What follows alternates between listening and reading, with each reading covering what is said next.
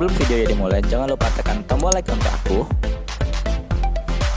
subscribe, dan jangan lupa hidupkan bel notifikasi agar kalian tahu update terbaru dari video aku. Terima kasih. Hai, jumpa lagi dengan aku di sini. Oke, pada kesempatan kali ini aku akan membagikan 7 tips bagaimana supaya kita tuh selalu termotivasi dalam belajar, terutama belajar di rumah. Nah, disimak ya apa-apa aja. Nah, yang pertama tuh niat dan motivasi. Kenapa kita tuh butuh niat dan motivasi? Karena segala sesuatu itu, apalagi yang baik nih, harus dimulai dengan niat yang kuat. Apalagi kita tuh pengen sesuatu kan, pengen cita-cita yang tinggi, ya ini punya itu, tapi kita tuh niatnya setengah-setengah, pasti nggak akan jadi.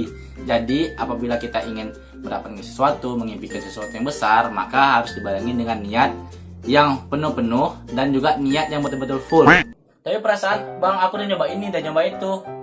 Aku juga perasaan, aku udah betul ya cara belajar aku gimana. Aku juga gitu loh perasaan, aku udah nyoba ini, nyoba itu, udah cari video masing-masing gitu. Hah, video masing-masing gimana nih?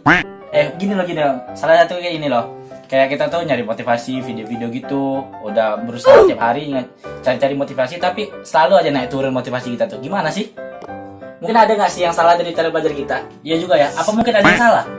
Ada, jadi kan motivasi itu kan udah aku bilang tadi, motivasi dari internal, motivasi dari eksternal. Salah satu motivasi dari eksternal itu kayak dorongan yang selain dari dalam tubuh kita, dari inner motivation kita. Salah satunya itu kita ketika melihat orang, dia tuh kayak hebat banget, kayak bisa semua hal, itu kan bisa salah satunya mendorong kita supaya kita tuh bisa kayak dia, bisa niru dia, bisa siapa tahu bisa lebih tinggi dari dia. Itu salah satu motivasi dari eksternal. Bisa juga kayak gini nih, kayak kita tuh diiming-imingin, nanti kamu misalnya kalau ujiannya dapat ranking 1 atau pas kenaikan rapor nilai bagus, papa kasih ini deh, kasih itu.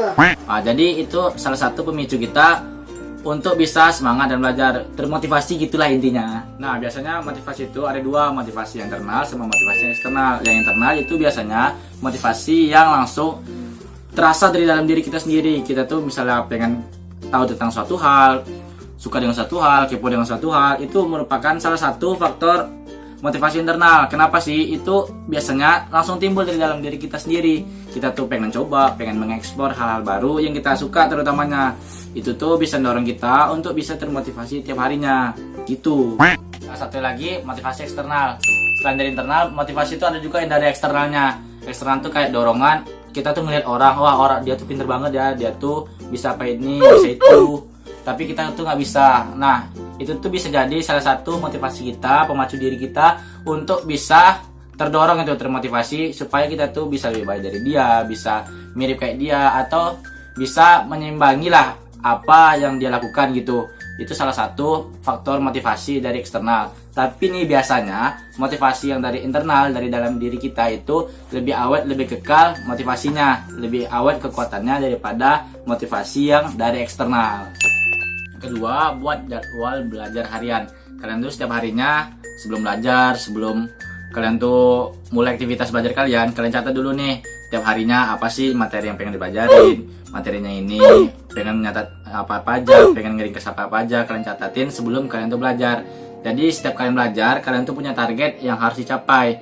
Minimal kalau kalian bisa mencapai target, itu tuh punya rasa kesenangan tersendiri karena kita tuh udah bisa nyapai goals belajar kita per harinya. Jadi ketika kita belajar, kita tuh punya arah, kita tuh punya target yang bisa kita capai pada belajar per tiap harinya gitu.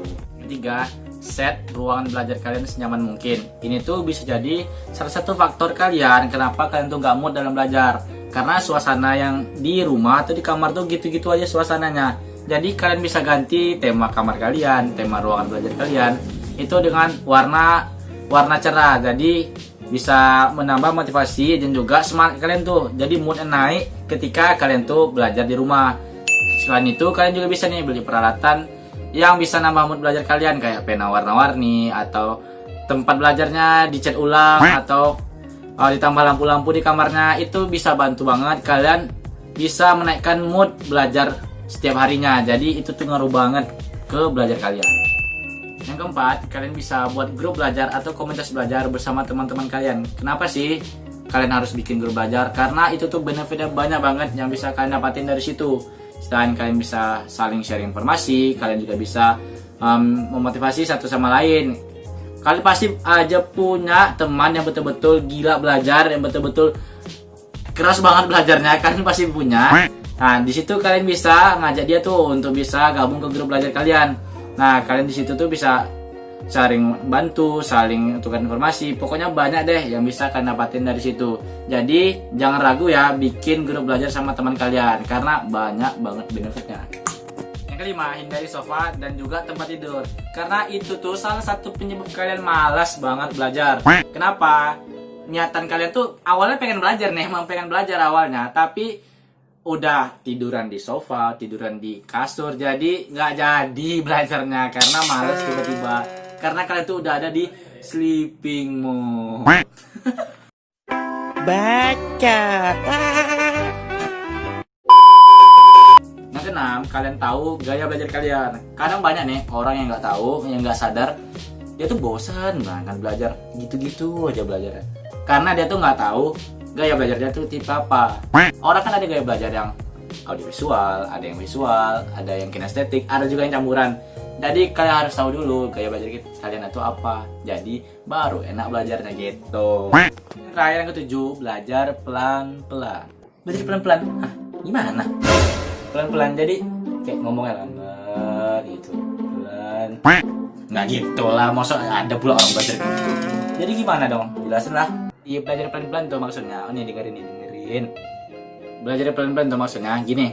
Kalian tuh membagi per bab, jadi bagian-bagian kecil ya. Jadi misalnya kayak gini, dikecilin dulu kan, dikecilin. Terus ini di materi dikecilin lagi, dikecilin. Jadi nggak langsung per materi kalian hajar semua, enggak. Dibuat per materinya kecil-kecil gitu. Jadi belajar pelan-pelan, nggak usah kencang-kencang, lambat-lambat aja. Karena apa-apa harus slow but surely. Nah, jadi itu 7 tips yang udah aku bagiin ke kalian. Jadi, kalian tuh kalau punya mimpi harus direalisasikan. Jangan sekedar mimpi aja. Kalian tuh harus punya planning. Jangan males-males. Karena apa-apa harus diniatkan dari sekarang. Kalau niat bagus, motivasi bagus, jadi hasilnya akan bagus. Jadi gitu ya. Thank you for watching and see you on my next video. Bye-bye.